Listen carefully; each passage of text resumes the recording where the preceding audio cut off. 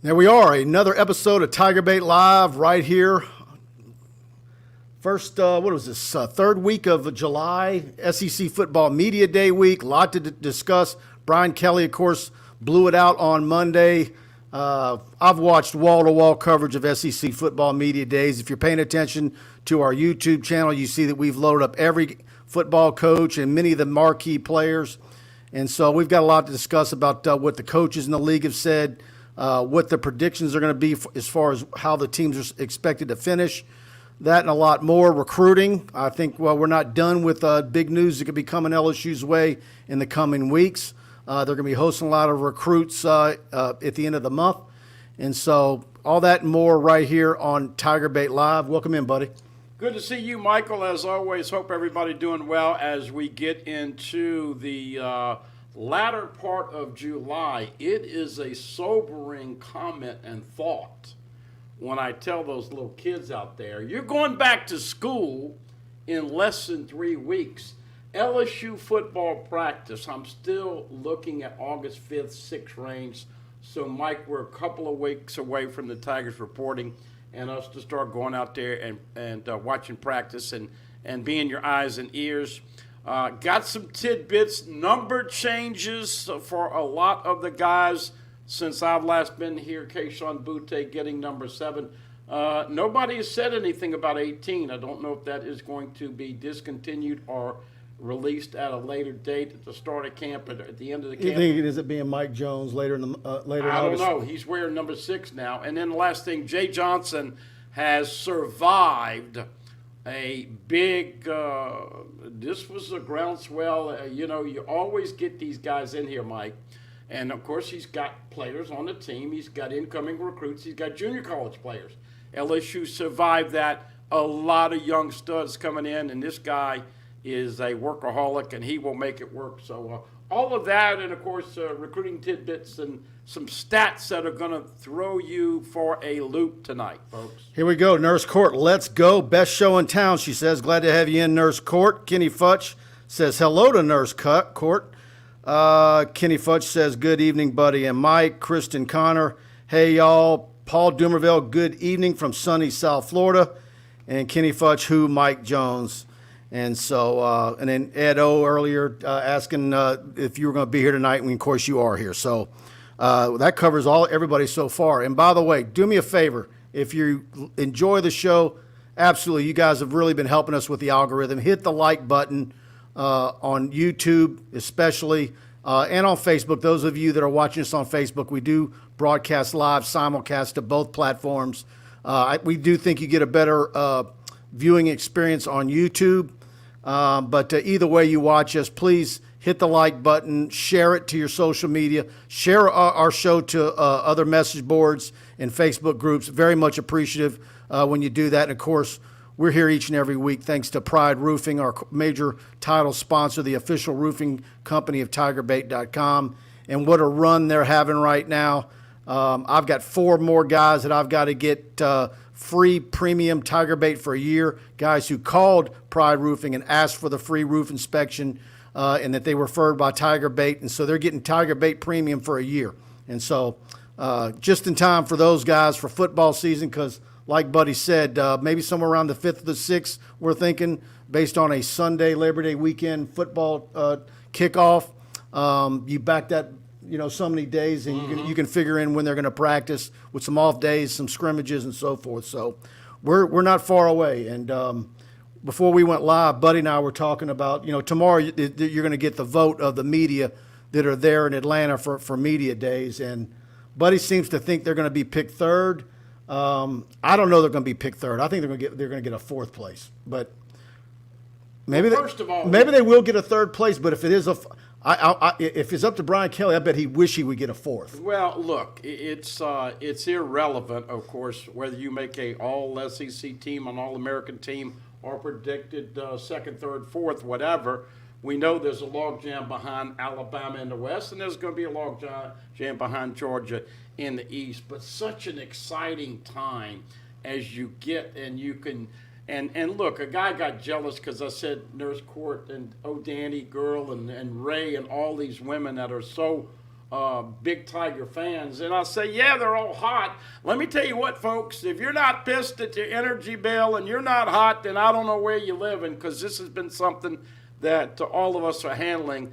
But I'm hoping that LSU, and I just came up with this afternoon on the way over, but I'm hoping that LSU can improve the play of the football team about the same percentage as our electricity bills have gone up. Have they been doubled?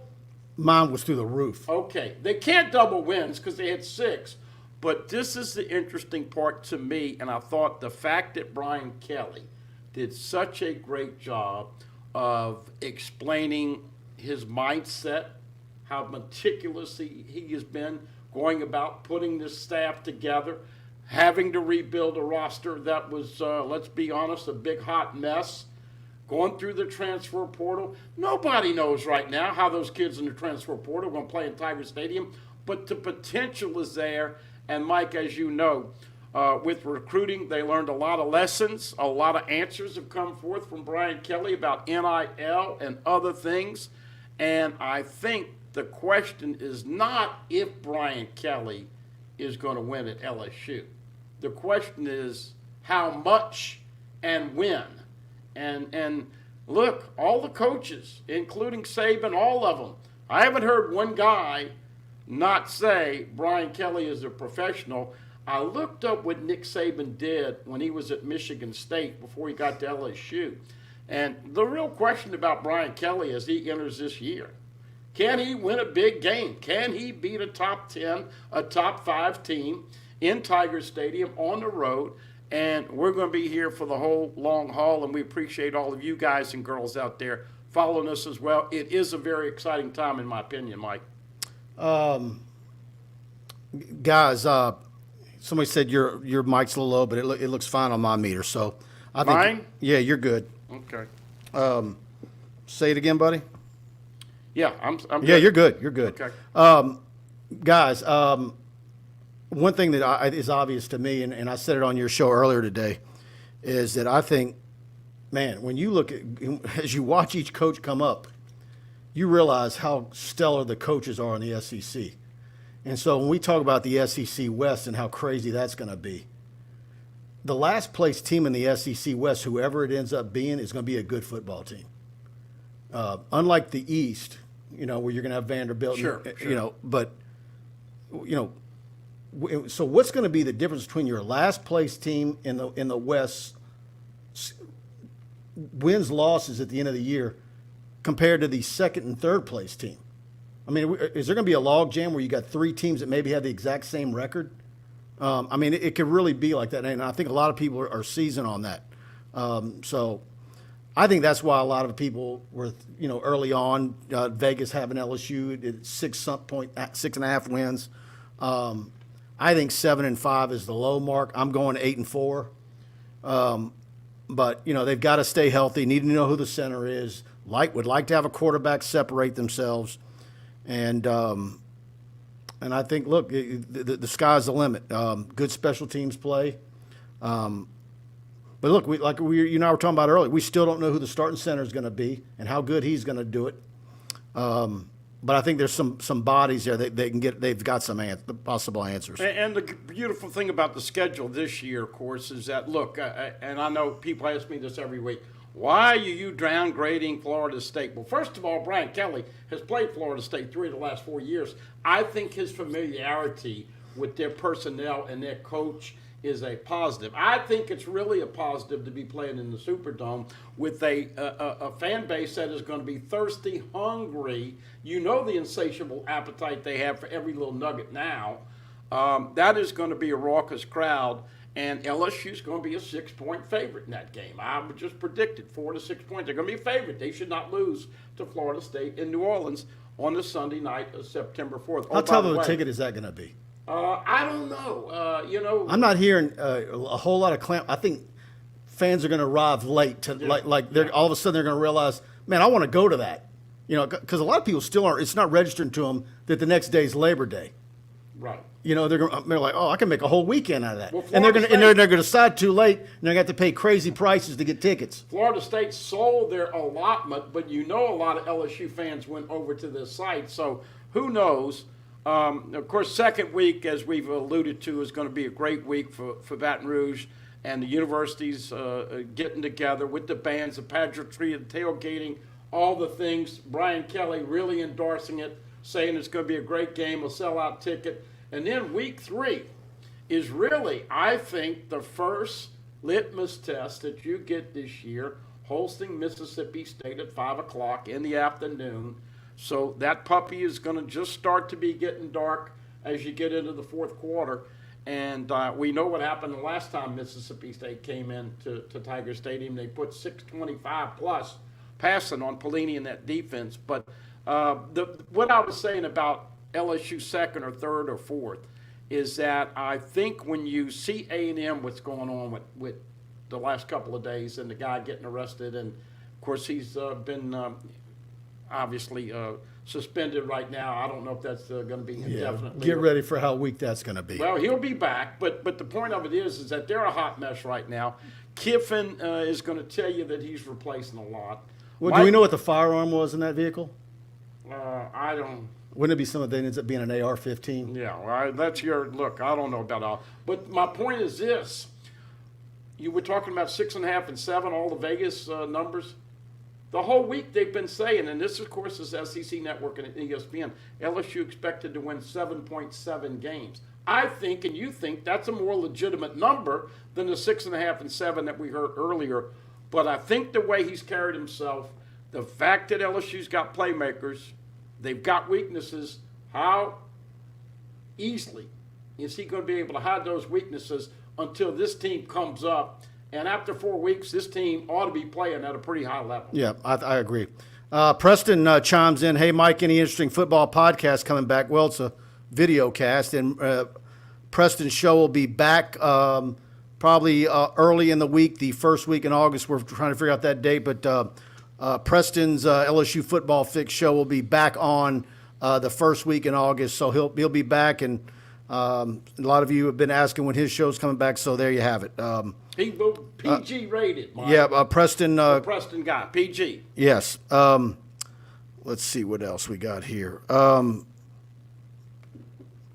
Takeover, Mike and Buddy question, is the slow pace in recruiting in the state due to BK and staff having to patch relationships with high school coaches that would not allow O and his staff in the high school? No, I don't think that's it at all. I think it's the natural deal of these guys getting on campus in December and January, having to finish off the class of 22.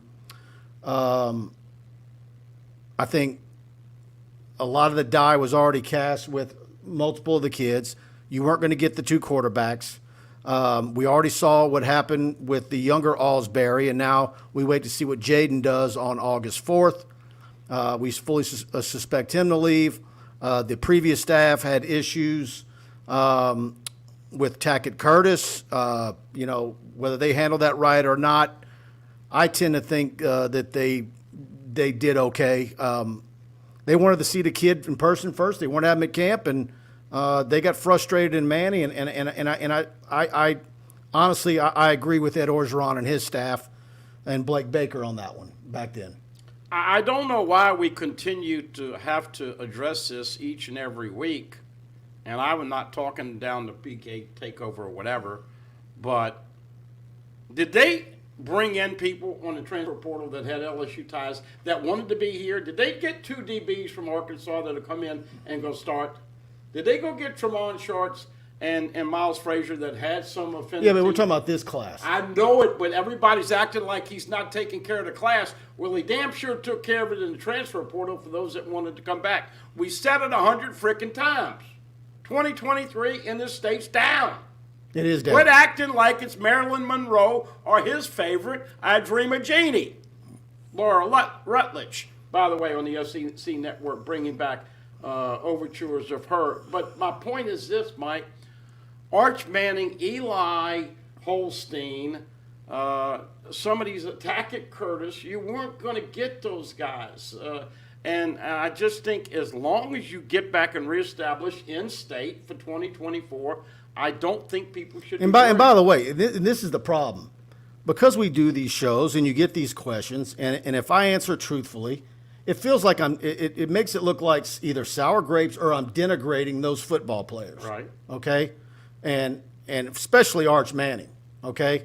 And like I say over and over with him, he didn't rate himself. Okay? None of these kids rated themselves. But I bunch of them, they're question marks. Some of them I wanted to see at camp. Some of them are undersized. Several of them are, have personality traits you're not going to like. There's things with all of them. Okay.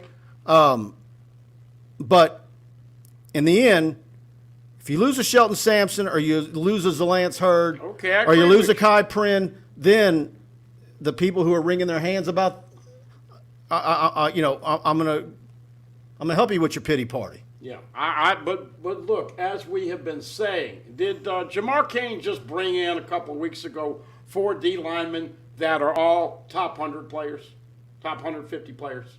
Did he bring in 4? Mm-hmm. What the heck difference does it make? Look, they're going to take care of the state. We know that a lot of schools recruit in this state, but I just think BK Takeover says he agrees with you.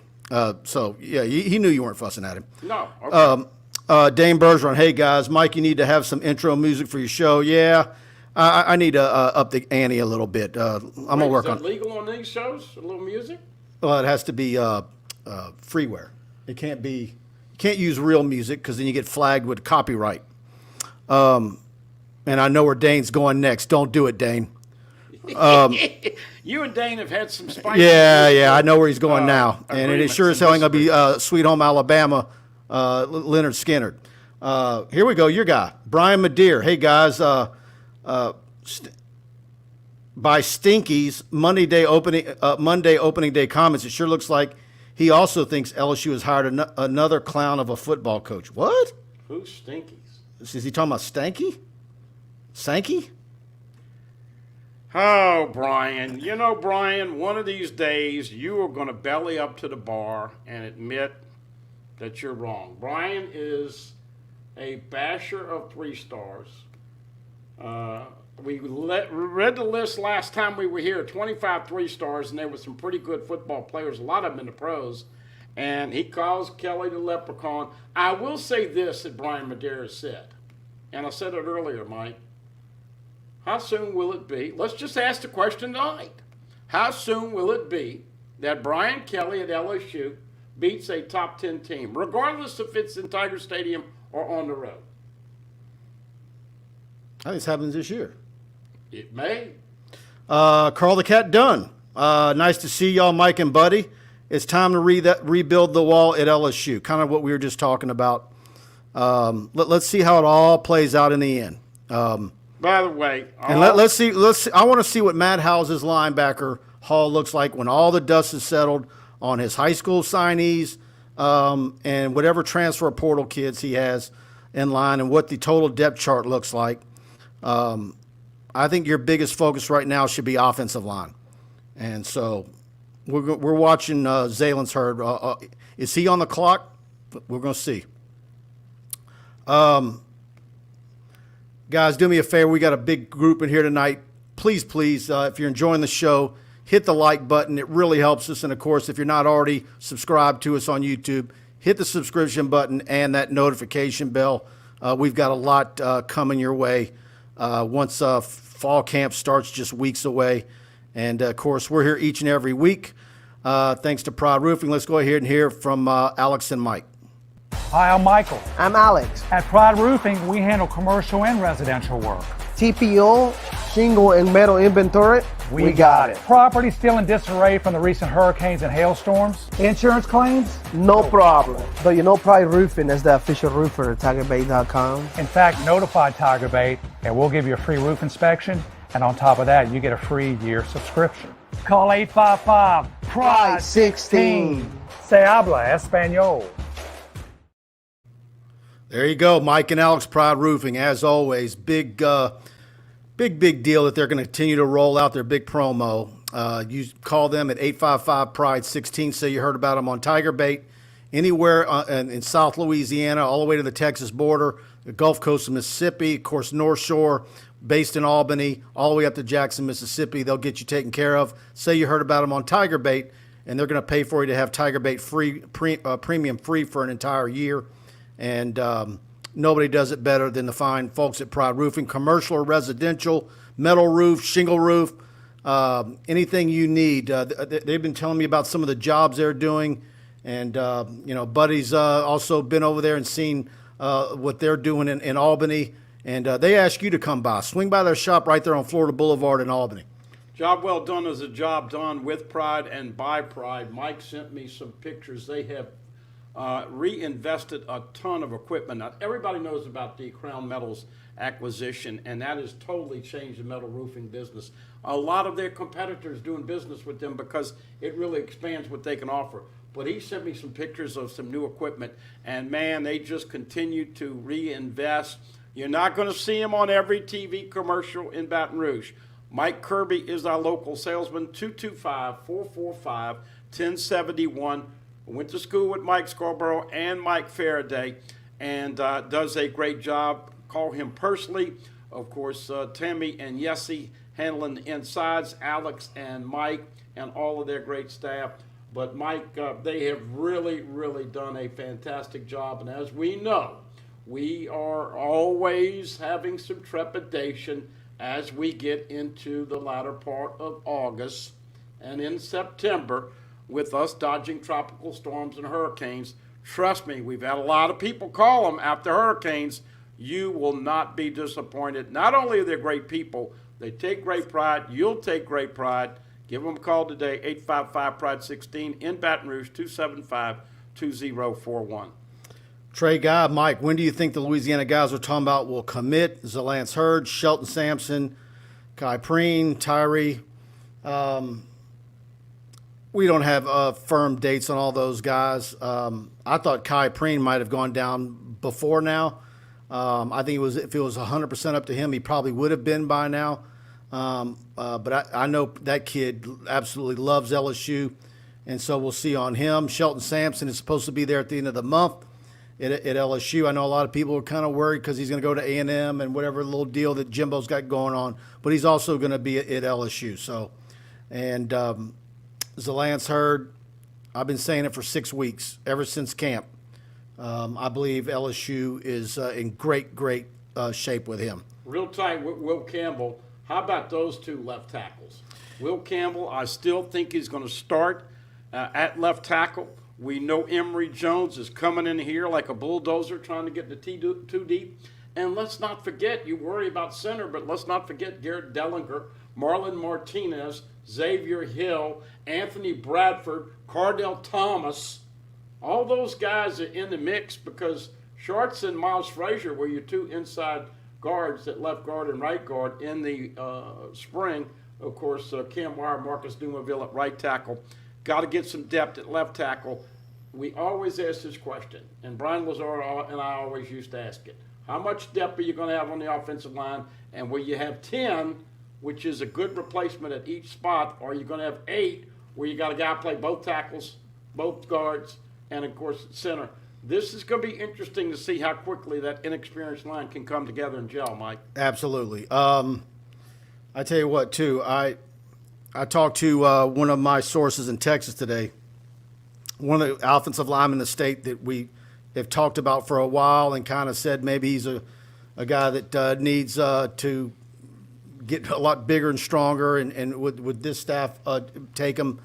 A&M's going all in on Caden Jones at De La Salle, and he had a great June. He camped well at Texas A&M, and I think now that your number is 85 and not 25, he's making strides in a hurry. And I've said all along that I think 2 or 3 years from now, he could actually be the better prospect between he and Tyree Adams. But he needed to get stronger, but he's already starting to come in his own. We know he's athletic. He doesn't carry bad weight, and he's got long arms, and so athletic. So I think he's a guy that to really pay attention to. So, and a guy that I really, really like that's committed to Purdue, Ethan Fields over at Dutchtown, who's nobody's going to outwork him. I think he's a guy that maybe has a real opportunity to get a late offer from LSU if he has a good senior year. And so I talk to people at Dutchtown, and they say nobody is you can go to Dutchtown and nobody's there, and you'll see him out there working out by himself. He's that dedicated. Brad Davis in year 2. I know a lot of the nervous Nellies are waiting for him to bring in the Hall the way Jamar Cain did, bringing in those 4 D ends and D tackles, and I think you have to be patient. Look, LSU is blessed. We've never seen a year with Will Campbell, Emory Jones, Fitzgerald West, and Mr. Bordelon, who, by the way, looks pretty good. He looks pumped. I know most people think he's going to redshirt, but those are 4. And then if you bring in Lance Hurd and others along with some other in-state guys, it's kind of nice to have that Louisiana offensive lineman. But I think it's a big year for Brad Davis to bring in at least 5 offensive linemen. You made a great point. Now that you're not having limited numbers, load up with that offensive line. 5 or 6, hey, I said it today. I think they'll sign 30 to 35 because there's some holes still in that roster, Mike. Nurse Court, folks who keep smack talking the 318 going to end up looking like the odd guy out. I don't ever smack talk the 318. She reps at 318. I smack talk the 985. Oh, yeah, no doubt about that. But like I said before, when I smack talked the 985, it dawned on me that I was forgetting that the 985 stretches all the way down to Houma, wraps around Morgan City, goes up to Franklin. Of course, it's not like Morgan City and Franklin have done a whole lot, not since who was our guy from Berwick, offensive lineman, West St. Mary. Yeah. But yeah,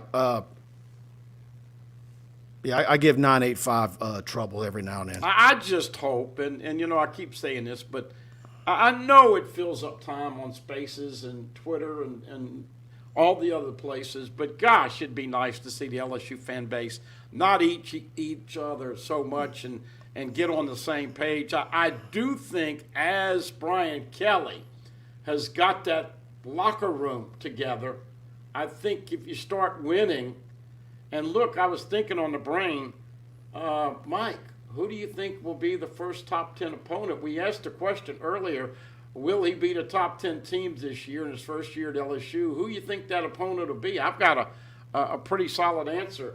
If things, I don't know, it's hard. I'm thinking Tennessee could come in here and be pretty highly ranked. So one of the comments in the chat just now said that LSU said the first fall practice is in 15 days, so that's August 4th. Okay. Well, so August 4th, if that's accurate, and we hope it is, it was a Thursday. Cool. So there you go. All right, well, we'll wait for the release. Look, last year they played on September 4th, so I was looking at August 5th or 6th. But, hey, as soon as they give us the go, we're going to be Well, out it's there. not that you backdate like where it's set. You're only allowed so many practices. So you could start August 1st if you wanted. And you could then take you some and then you days take off. some days off. Right. So I'm going to be real curious to see when we get the August, the dates. If you see some different things is where he gives guys 2 days off, like week 3, or, is there some unique things that we see that he's doing that's more, because look, you can say all you want about Ed Orgeron. He was night and day away from Les Miles when it came to pulling back.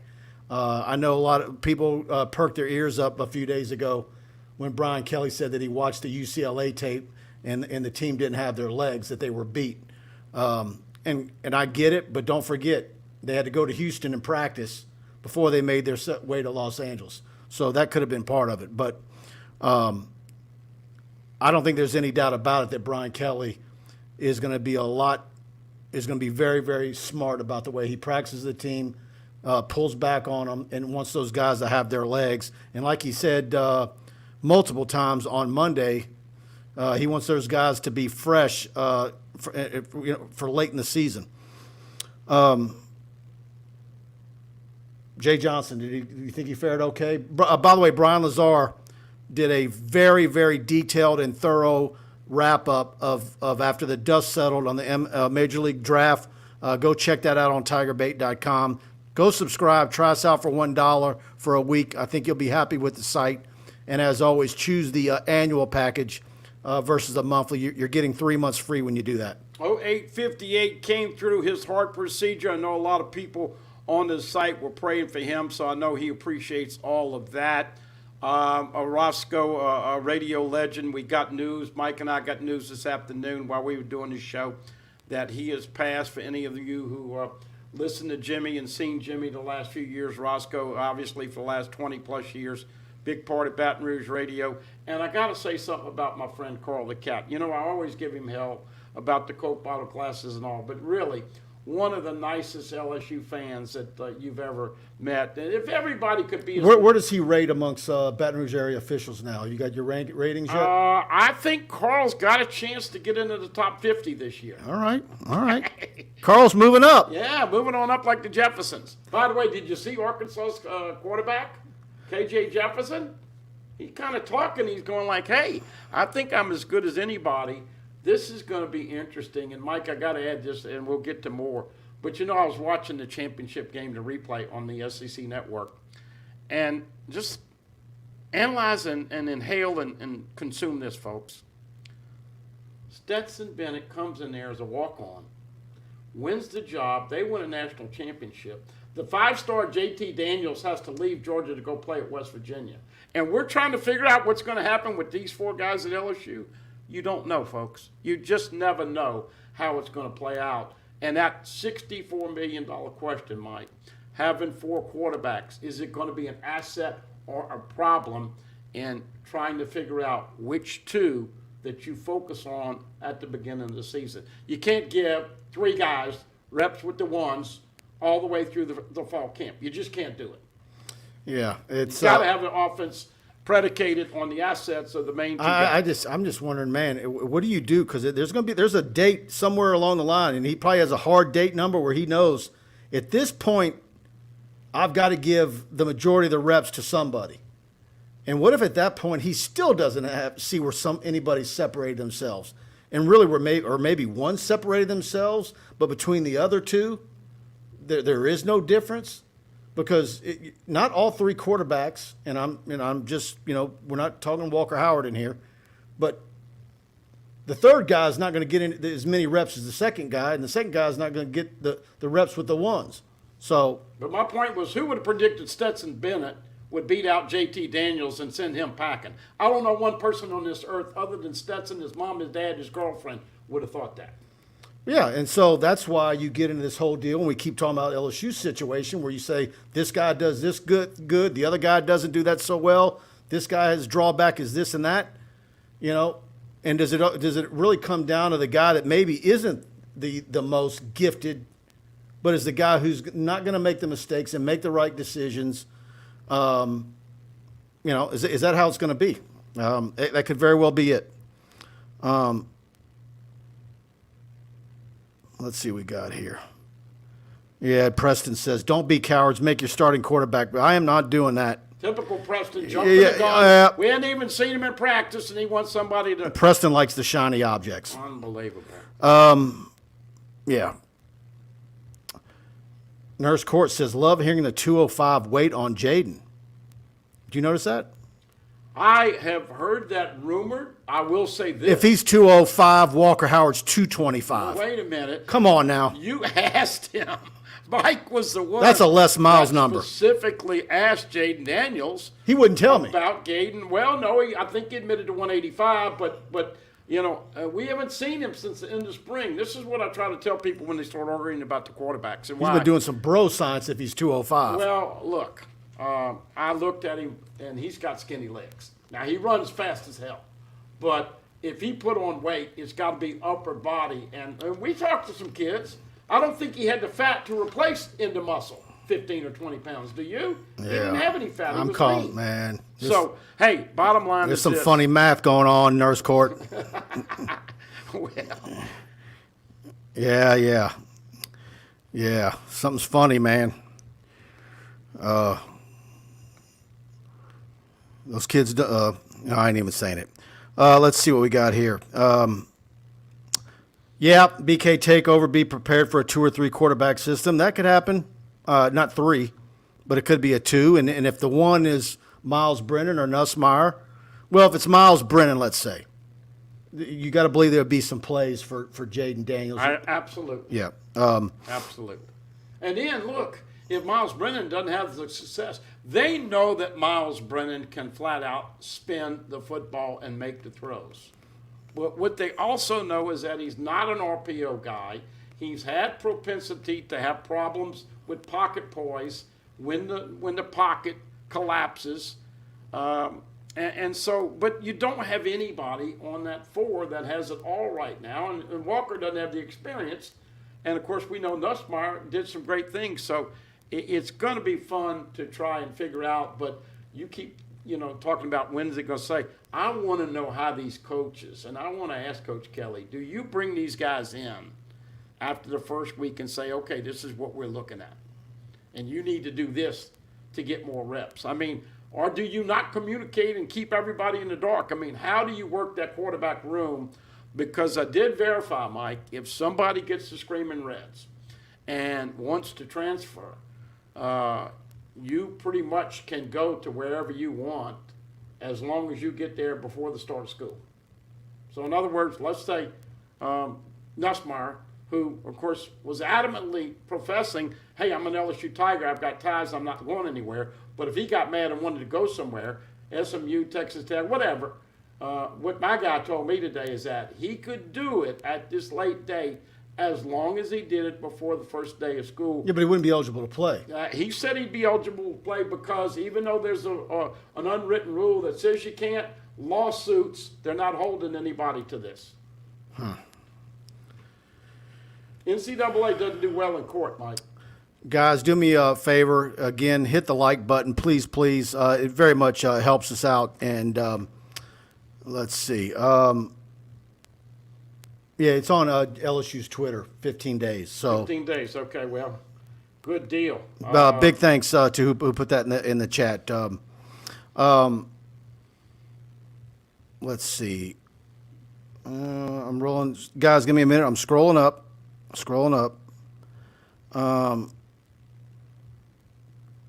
Leonard Sarasota, from 2 native crawfish consumers, what is y'all's honest opinions on Arch Manning overrated? What Mike Farrell did a week or so ago that had everybody realizing that Mike Farrell was still out there. I had been saying for months, although I didn't go as far as him to say he's a 3. I hedge my bets a bit and say he's a 4. But I don't have him as a 5 by any stretch. And I would have Holstein over him, and I wouldn't sleep on Ricky Collins. I think they would probably be neck and neck. Well, the problem that you have is first you've got the last name, so that is going to elevate his standing and reputation. The secondary problem is the competition that he plays and the fact that he is not a fully grown prospect. The Arch Manning we're going to see in 3 years is not the one that we're going to see in his final year at Newman. So right now, I think for those that are rating him number 1 in the country or a 5-star, they're thinking that he's going to get as big and smart and all the other attributes that the Mannings as quarterbacks bring to the table.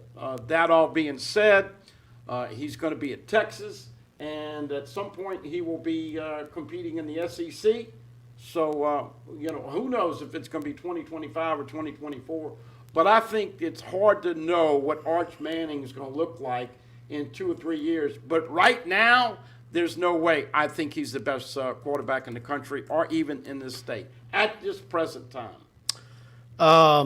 Guys, tell me in the chat if you've watched all the hours of SEC media days this week. What football coach do you think was the funniest? Because I know a lot of people think Lane Kiffin. I actually think Drinkwitz at Missouri was the funniest guy so far this week. We're going to see who's left tomorrow, but I think Lane Kiffin was still actually pretty good. And I think the way he ended talking about being pro football, I liked some of his points there. But really, if you look at where we've been after 3 days, has there been any really big news that has come out of media days? I mean, nothing's ever going to top. It's always Coach. Nothing's ever going to top last year with the news of Oklahoma and Texas joining the league. But well, and then of course Texas A&M had a little egg, and obviously Jimbo will be inundated. He is the final. You got Brian Harsin, who's obviously been through the media grinder and car wash, and then of course Josh Heupel. A lot of people not talking Tennessee. I got some Tennessee people and friends of mine. They are talking up Tennessee, and of course, every time they talk too much, I mention Tony Vitello and what y'all do in that, and of course they get a little irritated. And then of course Jimbo, and at the last guy, everybody's ready to go home. I think they probably wanted to diffuse that Saban Fisher blow up, and so Jimbo's like, look, some of the guys the Vol fans are starting to be a little delusional, like the Aggie fans, is what you're telling me. Because I'm seeing some Aggie fans starting to hedge their bets a bit. They know that they've got some issues, and so I can tell you this right now: whatever the line is for that Alabama game, how many points Alabama's giving, double it. I think Alabama's going to lay the wood to them. They had some early lines that I saw last week, and in that particular game, they were an 18 or 19-point favorite in that game. Take Alabama all day and give the points. Okay. It's a sure thing. I can't make a living betting lock of the week football, and I'm not going to do it. I do love those people who can make a living, but I understand what Mike's logic in that game is. Yeah, Leach was funny. A lot of people said Leach. I didn't think Leach was that on his game this year. I didn't see it. I thought he was okay. Yeah. I thought Drinkwitz was the best of those guys. And he was really good with Feinbaum. I know you hate Feinbaum with a passion. Look, Feinbaum brings a lot to the table, but he was clowning to start the SEC media days. He got me in a bad mood because as soon as they started talking about the former Georgia defensive coordinator coming back to play Georgia in his first game at Oregon, he automatically says that he's going to be the first guy to get the Nick Saban gig after Nick leaves. So, look, bottom line is that it's a lot of coaches speak. I do think you got some nuggets from Brian Kelly about NIL and the quarterbacks and what he's looking for and other tidbits like that. But for the most part, man, it's hard to see Alabama and Georgia not being in the SEC game at this point. Championship game, obviously. Absolutely. Thinking of buying a home or refinancing your current mortgage but haven't found a lender you can trust? Let me tell you about Tony Freeman with Assurance Financial right here in Baton Rouge. She's a dear friend of mine and someone who many of my friends have used for their mortgage needs repeatedly. Her knowledge and over 25 years of experience in the mortgage industry is unsurpassed. Tony offers a wide range of knowledge of home loan products, whether you're a first-time home buyer ready to buy a new home or you just want to explore your refinance options. Tony can guide you through your next mortgage experience. You can feel confident you're making the best financial decision with Tony as your guide. Not only is Tony a huge LSU fan, but Assurance Financial is a proud partner of LSU Athletics. Call Tony today, 225-239-7150. Again, 225-239-7150. And please, tell her you heard about her right here on TigerBait.com. NMLS number 104765. Equal housing opportunity, 70876. And there's nobody better than Tony Freeman. And I talked to another dear friend of mine who's a real estate agent today. Home sales are down a little bit, I think 3 to 4%. But she's saying it's becoming a buyer's market now. And so I think the prices are starting to drop. So, that all comes out in the wash, whether you're selling and buying. It's like trading in a car. But it's important that you deal with somebody like Tony when you've got interest rates moving the way they are right now. She's going to get you the best possible deal. She's going to get you closed quicker than anybody else, and so give her a call. Couple people saying that they think that Jayden Daniels is going to be 200 to 205. We'll wait to see. Oh, by the way, as you would imagine, the Ducks fell into place, Mike, with recruiting in that groundswell of 8 commitments in a week or so.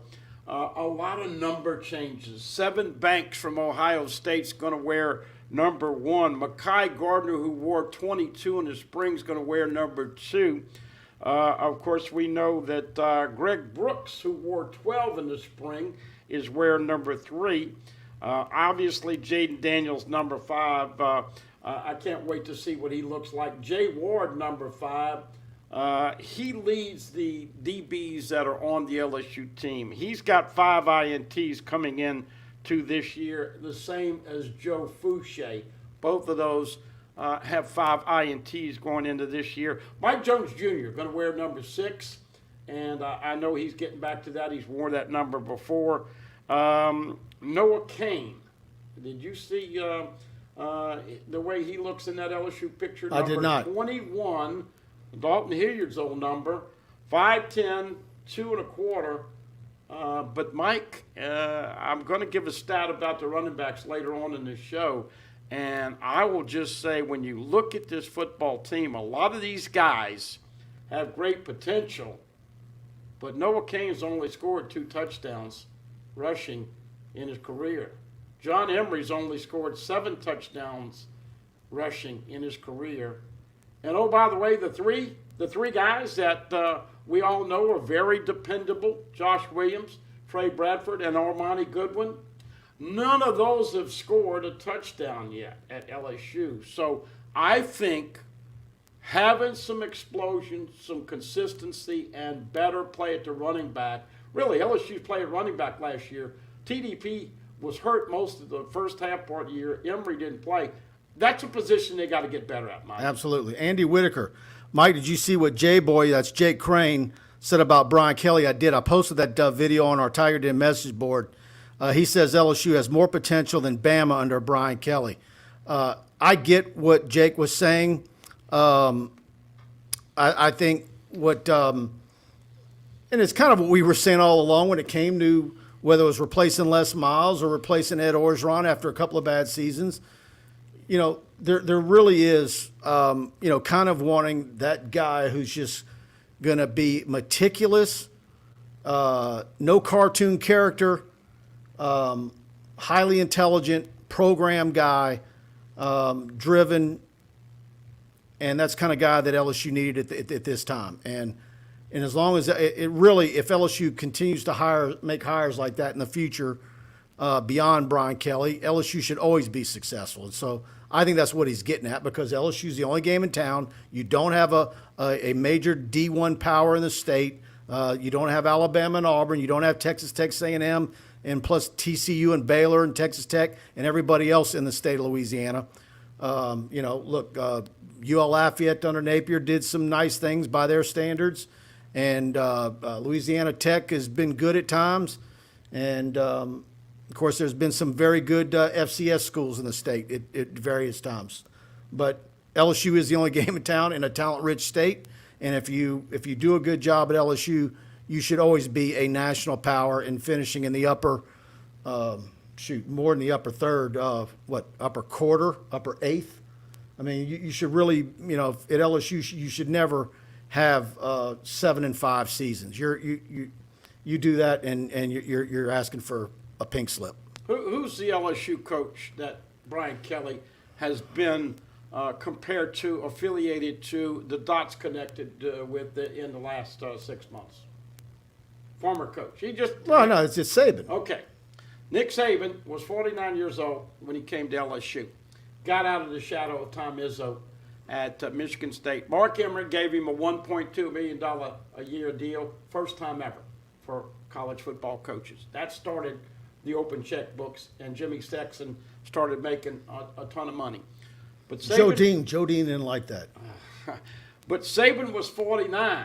Mike, he's won 7 national championships, and most people think the transfer portal expansion and NIL are going to push him to the TV booth. We know Miss Terry's not going to let him hang around the house all the time. He made jokes about her making him clean.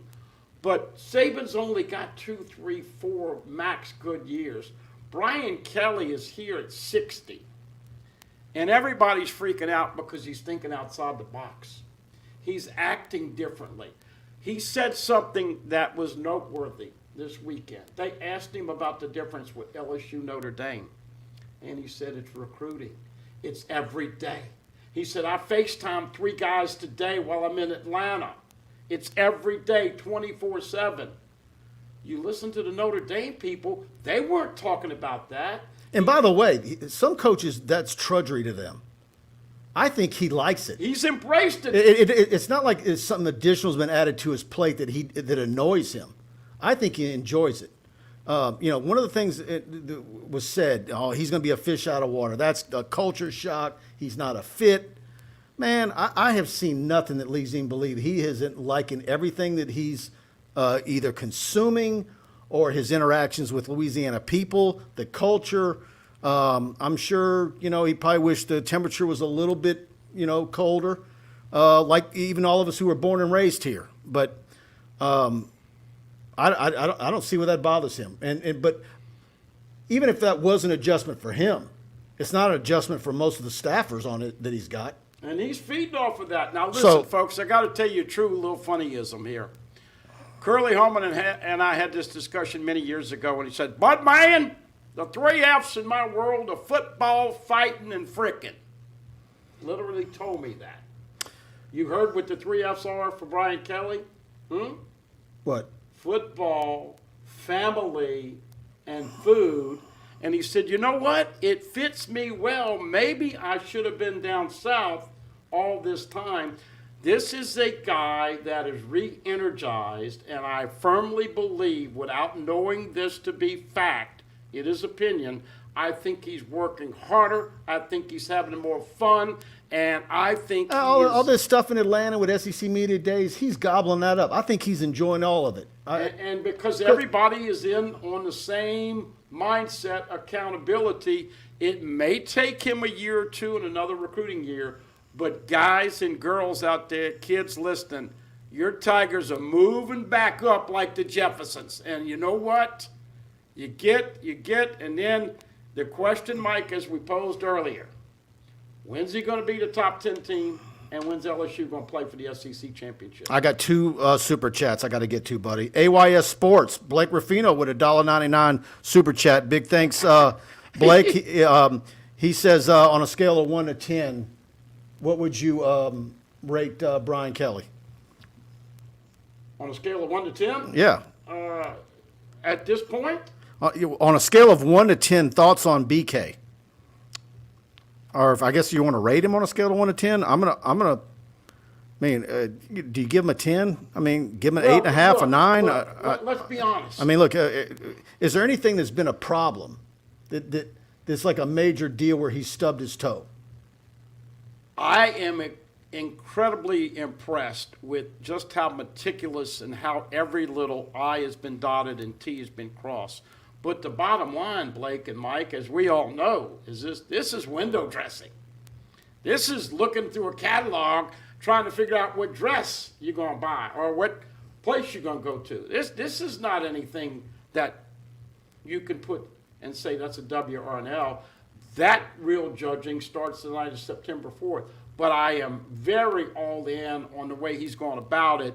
And from what I've seen, I'd have to say I'd give him a 9 or a 9.5. I don't like the fact that he let Danny Lewis get out of here after doing a video and it had 7 million. I think they should have got that kid for PR reasons, and they needed a tight end, but for whatever reason it didn't work out. But for the most part, our access to practice, the way he's handled, the way he's let his coaches go on shows, the fact that he hasn't been paranoid, it's a breath of fresh air. Does that win football games? We'll find out starting September 4th. Absolutely.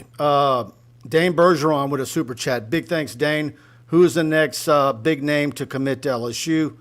I don't know who it's going to be. Is it Hurd? Is it Kai Preen? Might Shelton Sampson up and do something, and we don't know it yet. But the fact of the matter is, when you look the whole rest of the way, they're all big names. I mean, there's so I think there's going to be some commits within a couple of weeks because a lot of these kids want to get it done before fall camp. And so it's going to be somebody, but who exactly it's going to be this next, I don't have an answer. But as soon as I do, I'm going to let you know. Rick Cloetti, Buddy, Mike and Buddy got to give BK a 10 because as Les Miles would have said, he's undefeated in regulation. Hey, but That's a good one, Rick. Seriously, I know you've been busy, but doesn't it just drive people crazy, Mike? Because really, this is what starts the media. And let me tell you something, folks. I've watched this closely. Number one, very seldom does the media get it right with picking. Now, it's a no-brainer. They're going to have Georgia in the East and Alabama in the West, and those two are going to be neck and neck as to who's going to win the SEC championship. But I was looking at some of the projected others, and you had Kentucky and LSU and A&M, and so you got a lot of people behind those two. I think there's a big difference between Georgia and Alabama right now versus the rest of the SEC, don't you? Yeah. Okay. That all being said, And who finished second in the East? There's some people thinking South Carolina. Can Kentucky do it? Kentucky's got a quarterback. Tennessee people think it's their year. I got people in Lafayette saying Billy Napier. By the way, Billy Napier. By the way, can I say that? Yes. What I said on your show today? Yeah. Okay, I'm sitting here, I've been bragging, and this isn't a slap at Napier because I do think he's a very good coach. But without a doubt, I've watched every coach, and he's the one that actually was putting me to sleep today. He is boring. And so I know he was the guy we had on our list, and could he be a possibility? Could Woodward end up striking out, and would Napier get elevated? Napier absolutely wanted the LSU job. From a selfish standpoint, he was boring, and I'm glad they did get him because press conferences would have been, I'm already drinking the energy drinks in the morning. I'd need 3 of them to get through one of his. Well, look, everybody is asking. You're going to need Jabbar Jalouk and Corey Raymond to do an excellent job because I don't know that he can close. Well, that's just a recruiting standpoint of it. But once again, how is he going to be in these close games? A lot of people think he's got some Sabinitis. I would much Nurse rather Court Brian says she Kelly. did fall asleep. What's that? She said she did fall asleep during Napier. I would rather Brian Kelly right now than Billy Napier to lead. And look, I think he's a good guy. Absolutely. He's a nice guy. Yeah. I think he's a fantastic football coach. I think he's going to be successful there. I do.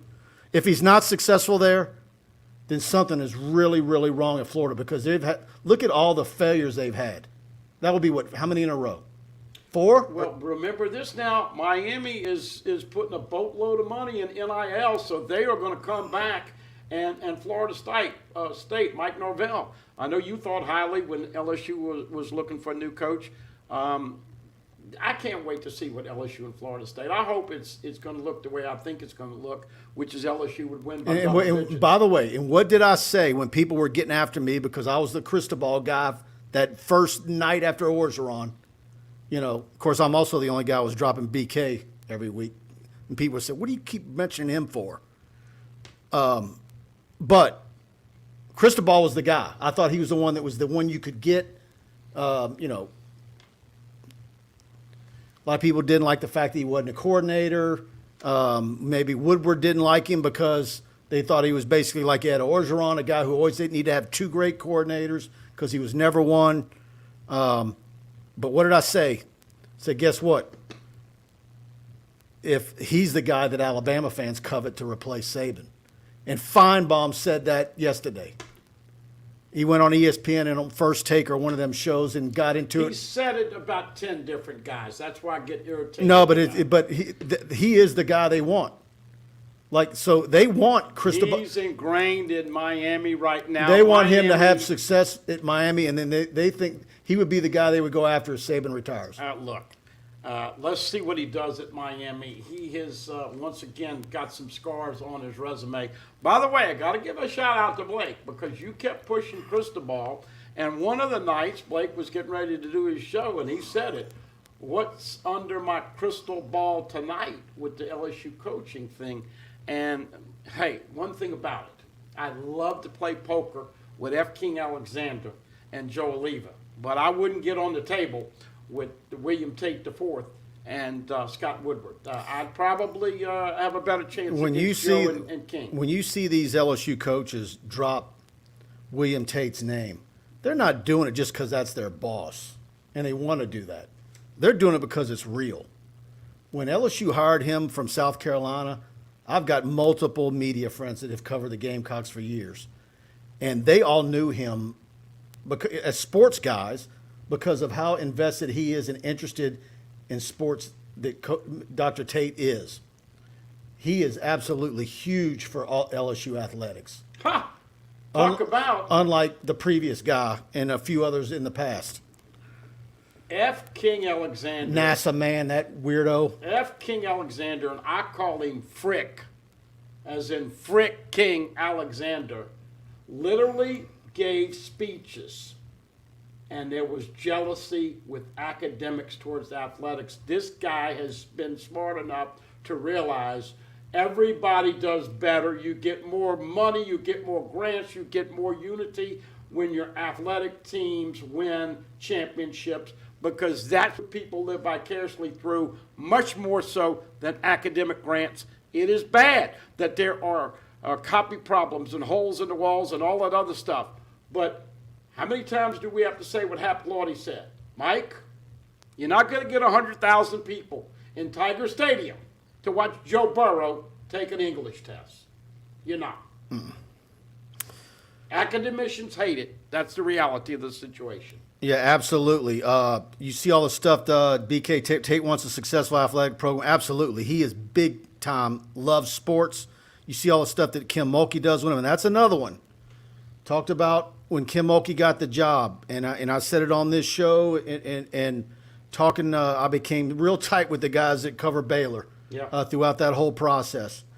And one of the things that they told me, which is proven to be true, that I'm getting now, was that when you talk about women's basketball not making money and how much you're going to pay a women's coach, all that. First of all, we're going to see how many season tickets she ends up selling. And so as far as it being a money maker, I don't know how close it's going to get, if it can ever get there. But when you factor in the amount of money that she gets people to open up their checkbooks and cut checks to the TAF, she is worth every nickel. And then some. There is no coach at LSU that is a bit more prolific fundraiser than Kim Mulkey. And they will have... She will separate you from your wallet quicker than anything. They will have more than one sellout for LSU women's basketball. How cool is it going to be to see the PMAC rocket again? Oh, by the way, Monday, unveiling of the Pete Maravich statue. I'm not sure if you're going. I hadn't put all the details together. But Pistol Pete Maravich statue unveiling this Monday. If you want to go check it out in media sites in the next 3 days. Rick Kelly, Mike, I remember when you and Preston were mentioning Brian Kelly, and I asked if Walker was up there in South Bend recruiting Brian Kelly. Well, it was funny as I text Jamie Howard and said, are y'all up there really because Walker's looking at Notre Dame, or y'all up there doing some groundwork, And, of course, I got a ha-ha or something like that back from Jamie. And then, I think I did the same thing to Verge. Verge was up there, too. So I don't think any of that was going on. But there was the BK thing I would just get little nibbles on from a source. And of course, everybody said there was Lincoln Riley that last week. But BK was the guy that I kept bringing. Do they go back on BK? I said that week before. I said it that night that Riley took the USC job. Did they go back in on BK? And everybody said, back in on BK? Because I'd gotten word that BK had already told him no a month before. Scott Woodward is the consummate quarterback. If you blitz him, he's going to have a checkoff. If you come and you disguise zone, he's going to go man-to-man. I mean, the guy knows what he's doing, and I think these four coaches are going to set LSU athletics up in a very positive direction moving forward. The big thing now for Woodward, though, is him losing Stephanie Rimp. Well, he replaced I think if you get any LSU coach off to the side and say, who do you deal with? They're all going to say, well, I don't see Scott Woodward. Well, there's no doubt. They all deal with no doubt Stephanie Rimp. Stephanie Rimp was the worker. She's the one that got Jay Johnson here by herself, really. She did a great job. So those are big shoes to fill. She is a juggernaut. So, is that a deal where you hope she goes to UNLV, has great success, and then you get her back? Yeah, we'll see. Because Nevada, I think. Nevada, because she was that good. Yeah. But look, you also, looking forward, Mike, you got to improve the box. You got to improve the Pete Maravich Assembly Center, coaches and all those other things. Everybody wants improvement. So it never stops. And, of course, as we know, football drives the money train. And so it's a pretty important, hey, you think they'll have the typical 67,000 season tickets, or you think it's going to go up or down after what we've dealt with COVID for the last 2 years? I think it's going to go up. I think everybody's – I just think if anybody was out because of COVID, I think – and look, I've had a lot of people – I got 2 friends right now, 3 friends with COVID right now. And, I don't know, I just got a little headache or, it was gone after a day. And everybody's different. But they let them opt out is what I'm saying. But what you're seeing with everybody going to Top Gun and seeing it 3 times in the movie, and that resurrecting the movie theaters, and people are going back to the movies, and now they're thank goodness because I like going to movies, and so that, and I think the same thing goes for all other concerts, live music. People are getting out and are well back to normal. There's still some holdouts. But I do think season tickets are going to be up, and there's going to be a lot of excitement with Brian Kelly. And on the flip side, unfortunately, electricity bills are doubling. Gas prices have been coming back down a little bit. It is costing us in each individual family about $500 more a month to buy the stuff that we used to buy. That all being said, man, when you have... Is there going to be inflation at the concession stand? Well, no, I'm just saying, LSU football tickets, once again, has got to be priority number 1 on that disposable income that you I'm watching that concession. I'm watching that concession stand because when someone was telling me about Alex box prices, man, are they about to raise prices even higher? Just happy. Manda Fine Meats is the official sausage of LSU athletics. Couldn't say it happened. I finally got Mike some sausage, and he loved it. Absolutely. All right, guys. Had a big group in here tonight. Like, share, go to TigerBait, subscribe. We got a lot coming your way. Brian Lazar with that big analysis of what the Major League Draft did to Jay Johnson and his recruiting class and the roster. Real in-depth there. Got a lot more recruiting coming your way on TigerBait.com. We'll be back here next week. And our YouTube channel is going to be loaded with all the interviews and stuff from SEC Media Days. So you'll want to be checking that out. So, all right, guys, we'll see you on the other side. And thanks to all of you for participating. Good night.